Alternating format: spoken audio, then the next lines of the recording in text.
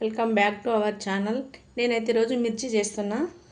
శనగపిండి తీసుకున్నా, ఒక పావు కేజీ శనగపిండి తీసుకొని ఇలా కొంచెం సాల్ట్ పసుపు అన్నేసి కలిపేసి పక్కన పెట్టేసుకున్నా. అలాగే దొడ్డు మిర్చి కట్ చేసి ఇలా మసాలాలన్నీ మంచిగా ఫిల్ చేసి పెట్టుకున్నా. ఒక 10 నిమిషాలు పెట్టేసిన మంచిగా నాని మసాలాలు మిరపకాయలు. ఇగో దీని గురించి మసాలా రెడీ చేసుకున్నా. ఇప్పుడైతే మిర్చీలు చేద్దాం. అయితే వేడైంది, చాలా బాగుంటాయి. ఇక మంచిగా అయిపోయినాయి. చూడ ఒక్కొక్క మిర్చి చూడ ఎంత బాగా వచ్చిందో అసలు. ఇక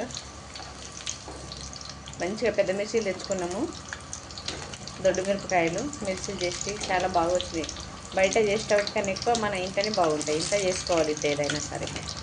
ఎందుకంటే ఇప్పుడు రేపు హోటళ్ళల్లో బయట మంచిగా లేవు కదా, అంతా కల్తీ చేస్తారు. ఆరోగ్యం పాడవుతుంది కదా, ఇప్పుడు ఇంట్లో చేసుకుంటే బాగుంటాయి. మంచి గాలిని ఉంది.